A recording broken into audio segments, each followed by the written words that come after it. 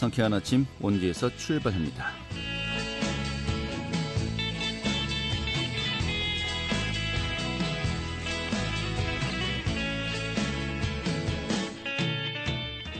안녕하십니까. 1월 4일 월요일 아침 인사드리겠습니다. 상쾌한 아침 원기에서 출발합니다. 진행의 한태호입니다.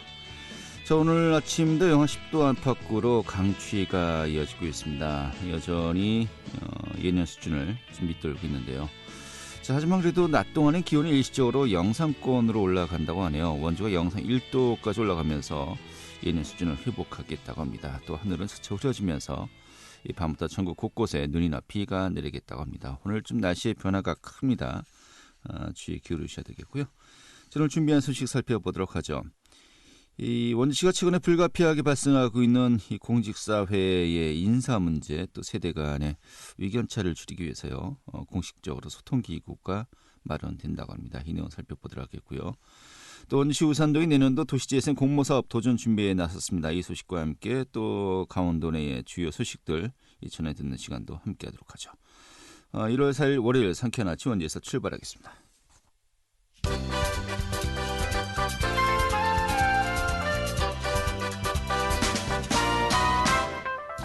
오늘의 주요 뉴스입니다. 새해 연휴 기간인 지난 4월간 강원도 내에선 코로나19 확진자 92명, 사망자 2명이 발생했습니다. 이 중에 원주 확진자가 36명으로 전체 39.1%를 차지했습니다. 이처럼 집단 감염 여파가 이어지면서 병상 부족 현상도 심화되고 있습니다. 오늘 자치경찰제 성공적인 정착을 위한 업무협약과 현판 교체식이 진행됩니다. 도와 경찰청은 이번 업무협약을 통해서 생활안전과 교통, 경비, 수사 등 도 실정에 맞는 자치경찰 사무 추진 전반에 대해서 기본 계획의 마련에 나서겠다고 밝혔습니다. 지난해 우리나라 인구가 사상 처음으로 감소한 것으로 나타났습니다. 정부는 지난해 기준 우리나라 주민등록 인구가 5,182만 명으로 전년도 대비 2만 명이 더 줄어서 인구가 감소했다고 밝혔습니다. 또 주민등록 인구 감소를 비롯해서 1인 세대 증가, 60대 이상 인구 비중 증가, 또 경기와 세종, 제주, 강원, 충북을 제외한 나머지 시도의 인구 감소 등이 뚜렷했다고 전했습니다. 오늘의 주요 뉴스였습니다.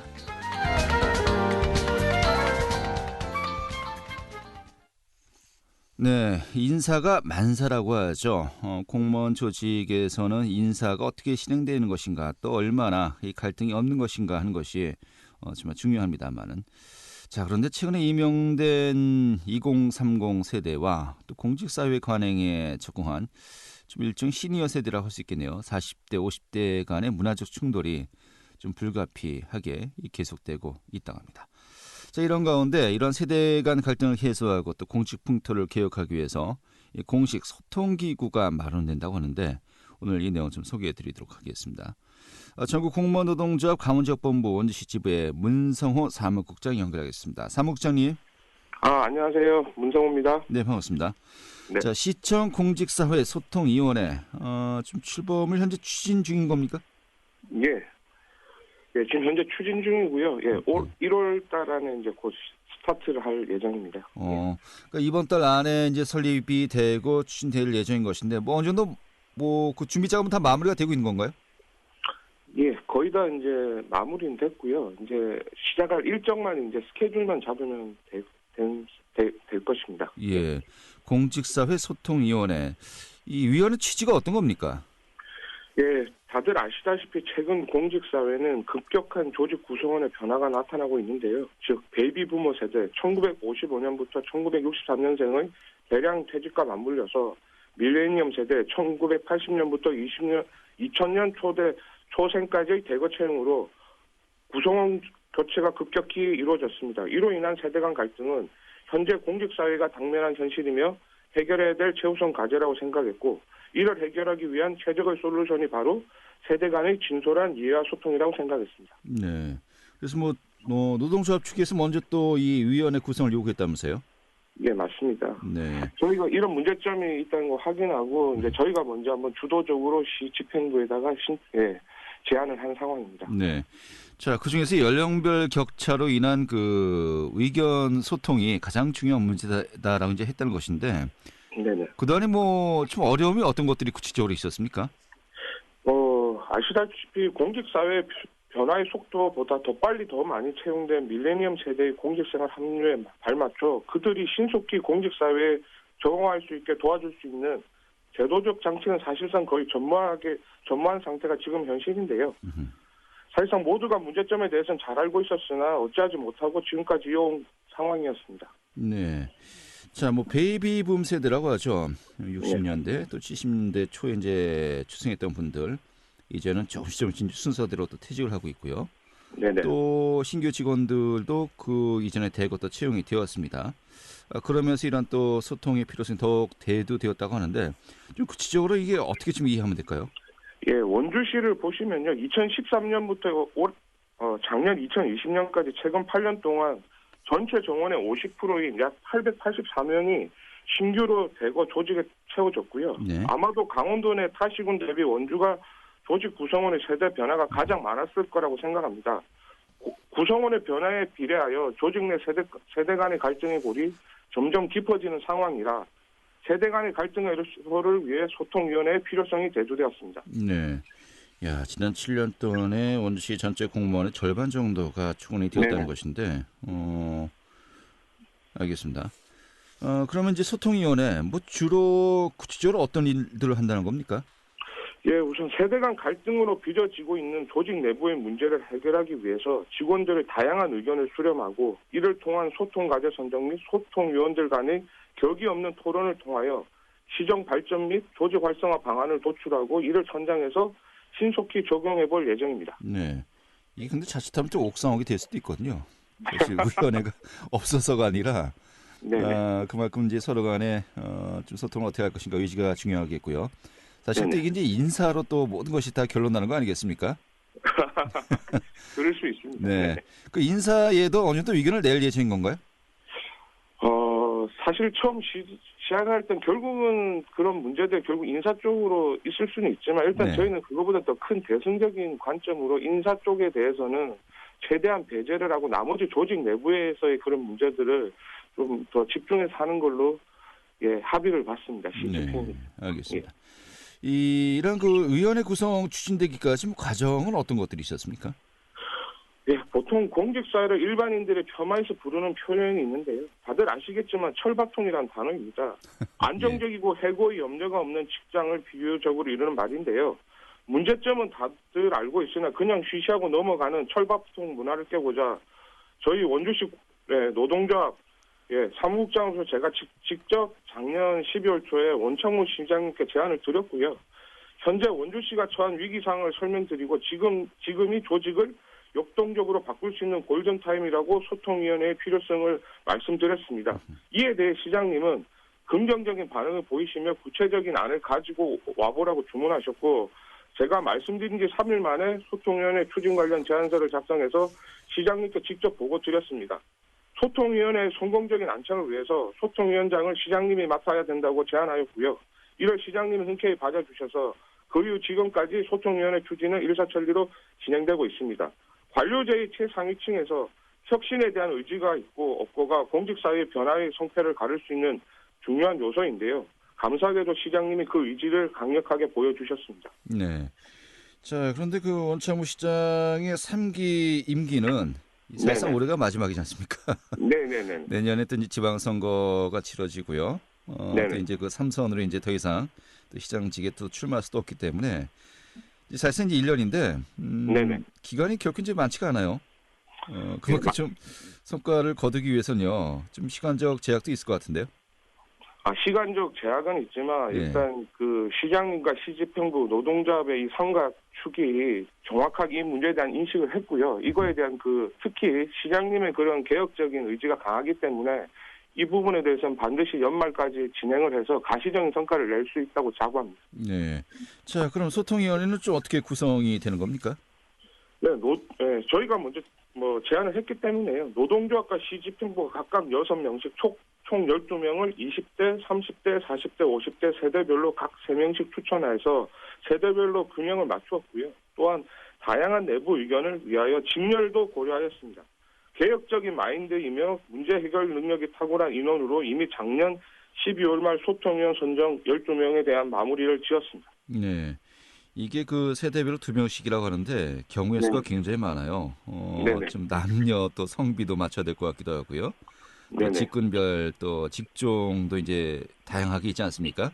네네네. 이런 부분들도 좀 고민들 많이 하셔야 될 것 같네요. 그 인원이 구성되고 뭐 앞으로 운영 계획은 어떻게 되는 겁니까? 예, 당장 이달부터 시작해서요. 분기 1회인 4월, 7월, 10월 해서 총 4회 운영 예정이고요. 분기별로 1개에서 2개 정도의 소통 과제를 선정하여 실행 방안을 마련하고 실행하고 연말 우수 사례 결과 보고까지의 과정으로 운영할 계획입니다. 네. 자, 소통위원회 뭐 소통한다라고 했습니다만은 소통도 결국 어떠한 그 목적을 이루기 위해서 이제 시행되는 수단적인 방법 아니겠습니까? 네, 맞습니다. 궁극적인 목표가 있다면 어떤 걸까요? 예. 이거를 할 때 궁극적인 목표는요. 일단 대한민국 공직사회를 당장 바꿀 수 없다면 우선 우리 원주시 공직 풍토라도 먼저 바꿔보자는 생각이었고요. 저희 그 36만 중소도시의 작은 변화가 대한민국 공직사회를 뒤흔들 수도 있다고 생각했습니다.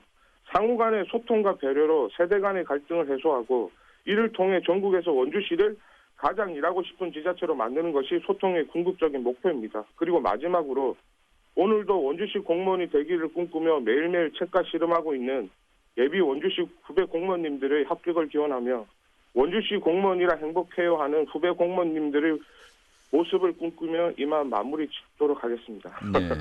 감사합니다. 아까 그 뭐 철밥통이라는 단어가 폄하하는 용어다라고 했는데 네네. 이 폄하가 아니고요. 이제 부러움의 단어가 된 지 오래인 것 같기도 하고요. 또 그런 부러움의 또 대상이 되었음에도 불구하고 정말 얼마만큼 열정을 쏟고 또 소진되지 않고 본인들의 초심을 유지할 수 있느냐. 이게 정말 폄하의 대상이냐 부러움의 대상이냐 이제 결론 나는 거 아니겠습니까? 네, 맞습니다. 그런 측면에서 이 소통위원회 정말 폄하의 대상이 아니고 함께 가는 우리 시민들의 어떤 그 친구로서 역할할 수 있는 그런 또 좋은 또 계기가 되길 기대하겠습니다. 네. 오늘 잘 들었습니다. 고맙습니다. 예, 감사합니다. 네, 중국 공무노동조 가운지역본부 원주시 지부의 문성호 사무국장이었습니다.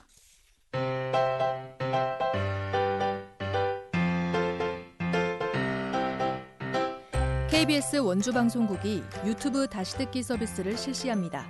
매일 아침 강원 영서남부권의 뉴스와 정보를 전해드리는 상쾌한 아침 원주에서 출발합니다는 KBS 원주라디오 유튜브 채널을 통해 다시 들을 수 있습니다.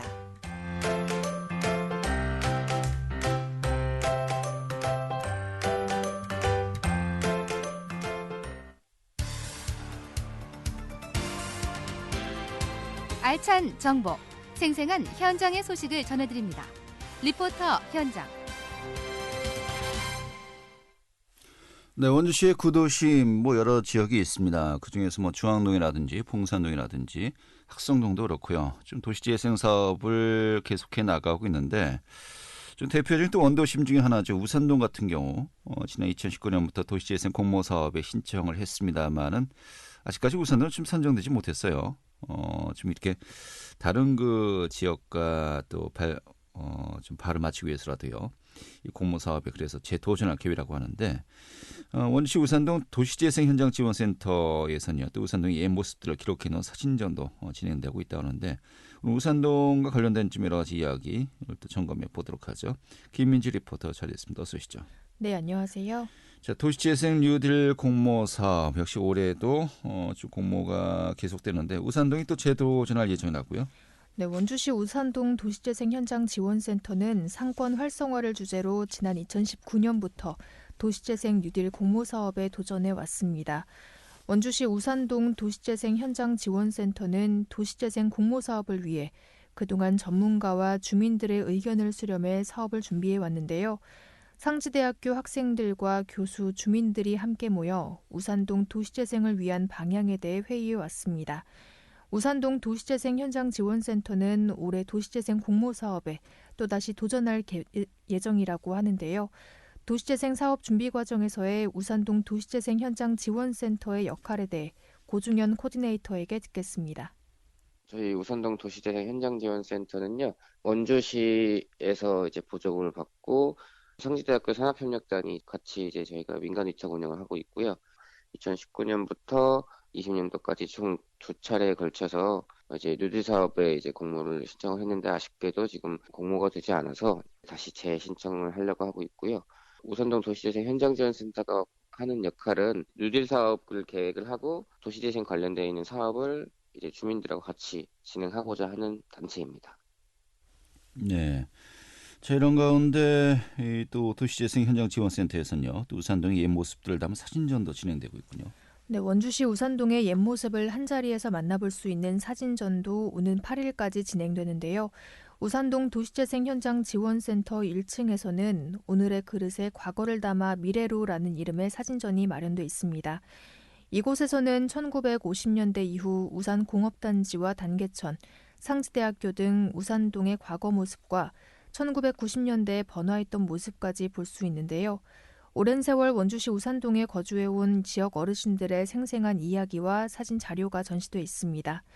관람 시간은 평일 오전 9시부터 오후 6시까지이며 코로나19 확산 방지를 위해서 입장은 1회 최대 10명 미만으로 제한되는데요.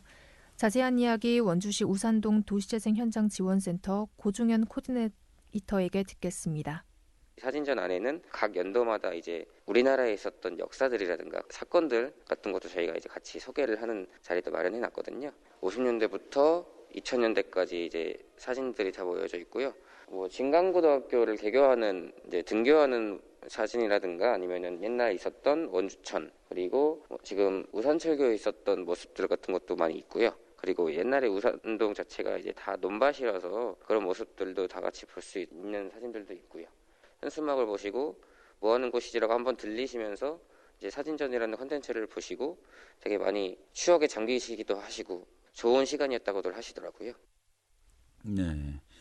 자, 또 지역 활성화를 위한 도시재생 뉴딜 공모 사업, 또 올해 또 우산에 꼭 선정되었으면 또 기대도 큽니다. 네, 도시재생 공모 사업에 선정되면 국비와 도비를 지원받아서 4년간 사업이 진행되는데요. 우산동은 현재 구도심으로 오래전부터 시외버스 터미널 이전 등에 따라 주변 상권이 쇠퇴하는 등 영향을 받았습니다. 이 같은 지역 침체는 지역 일대 거점 대학에도 악영향을 미칠 수 있기 때문에 지역을 되살리는 방안이 필요한데요. 원주시 우산동에는 대학생 수가 지속적으로 감소하면서 원룸촌의 기능 상실과 건축물 노후화 현상이 심각한 편입니다. 이에 원주시 우산동 도시재생 현장 지원센터는 주민들을 대상으로 설문조사를 실시했는데요. 원주시 우산동의 개선해야 할 점에 대해서는 노후화된 시설 문제를 1위로 꼽았습니다. 또 상권 악화와 인구 감소 문제도 뒤를 이었습니다. 우산동 일대의 정지뜰 호수공원 조성 사업도 진행되면서 구도심 활성화가 기대되는 만큼 올해 도시재생 뉴딜 공모 사업에도 좋은 성과가 있었으면 좋겠습니다. 네, 알겠습니다. 오늘 잘 들었습니다. 네, 감사합니다. 네, 김민지 리포터였습니다.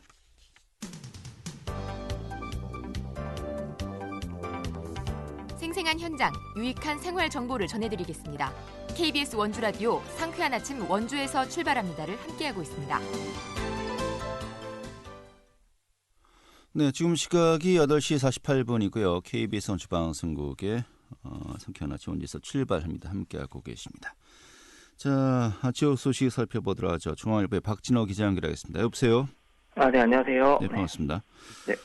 좀 걱정되는 소식이 있네요. 네. 아프리카 돼지열병 ASF 이게 다른 지역이죠. 특히 이제 중국이나 북한 같은 경우는 이 아프리카 돼지열병으로 인해서 돼지들이 다 이제 사육하는 돼지들이 전멸했다라는 또 이야기도 나오고 있는데, 네네. 이게 그동안에 야생 멧돼지 폐사체가 이 접경 지역에서만 이제 발견이 되어 있었어요. 이 통제가 되고 있다라고 알고 있었는데, 이게 영월에서 이 아프리카 돼지열병에 걸린 멧돼지 폐사체가 잇따라 발견되고 있어서 비상에 걸렸다고요? 네, 그렇습니다. 아프리카 돼지열병에 걸린 야생 멧돼지 폐사체 6마리가 지난 1일 영월군 주천면 금마리에서 발견됐는데요. 지금까지 발견된 장소 중 최남단이라고 합니다. 앞서 지난달 28일 영월에서 처음 확인된 멧돼지 폐사체 발견 지점과 1km가량 떨어진 곳인데요. 이날 발견된 야생 멧돼지 폐사체는 영월 7번째이고 강원도 내에서는 469번째라고 합니다. 예. 영월이면 접경 지역은 완전히 뚫렸다 이렇게 봐도 되는 것인데, 네. 걱정됩니다. 뭐 지자체 차원에서는 뭐 방역 대책에 나섰고 뭐 농가에도 이동 제한 조치를 내렸군요. 네, 그렇습니다. 방역 당국은 10km 이내에 있는 농가에 이동 제한 조치를 내렸는데요. 방역대에는 모두 5곳의 농가가 있는데 이들 농가에는 5천여 마리가 사육되고 있다고 합니다.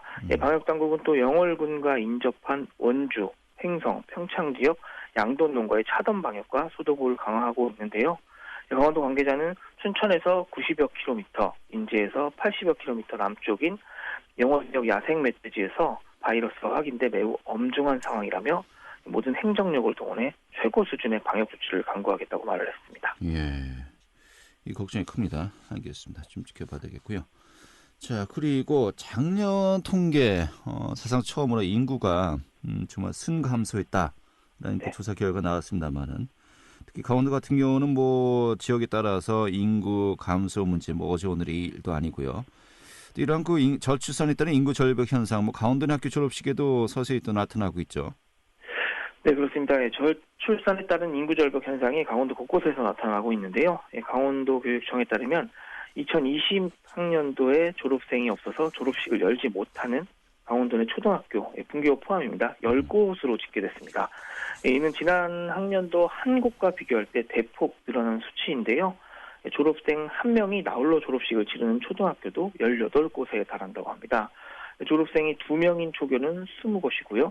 3명인 초교는 17곳으로 총 65곳에 달한다고 합니다. 네, 그래요. 이러한 그 현상이 뭐 계속 해가 갈수록 심화될 수밖에 없는 상황이라면서요? 네, 맞습니다. 2021년에서 2025년 중장기 학생 추계를 살펴보면 출산율 저하로 지속적인 감소가 예상되는 초등학교 학생 수는 현재 73,472명에서 내년 73,104명으로 368명이 줄어들 전망입니다. 2022년도까지는 다소 완만한 감소세를 보이지만 2023년부터는 학생 수가 빠르게 줄어들 것으로 예상되는 상황인데요. 이에 따라 강원도교육청은 도시지역 내년 초등학교 합격당 학생 수 기준을 27명에서 26명으로 1명 줄일 방침이라고 합니다. 또 인구 감소의 영향에 따라 영월, 양양, 홍천의 시골 분교 4곳이 2020학년도를 마지막으로 폐교하게 되고요. 삼척지역 초등학교 한 곳은 분교로 개편이 된다고 합니다.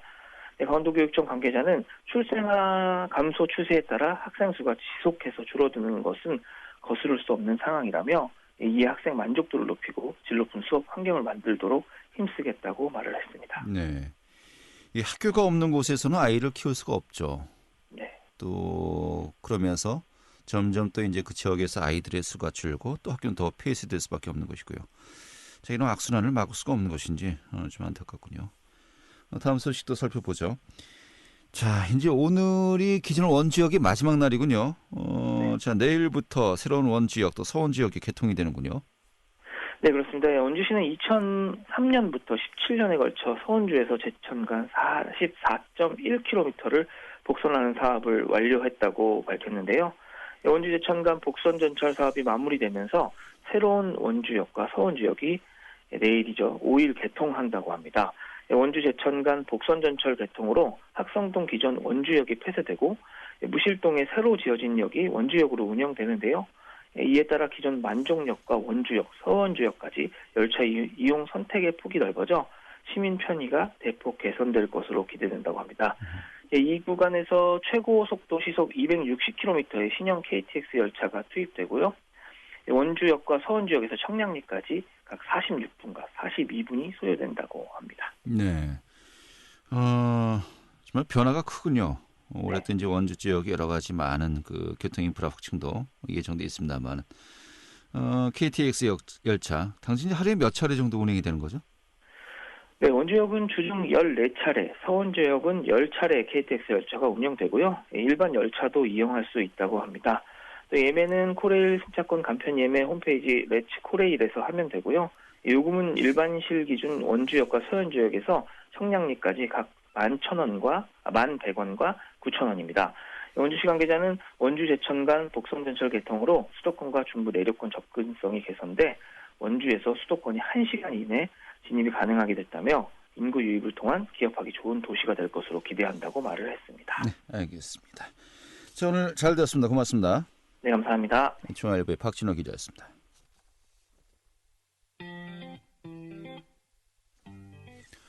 네, 1월 4일 월요일에 함께했던 상쾌한 아침 원주에서 출발합니다. 오늘 정리해야 되겠고요. 아이유의 노래죠. 블루밍 보내드리면서 인사드리겠습니다. 내일 다시 뵙도록 하죠. 고맙습니다.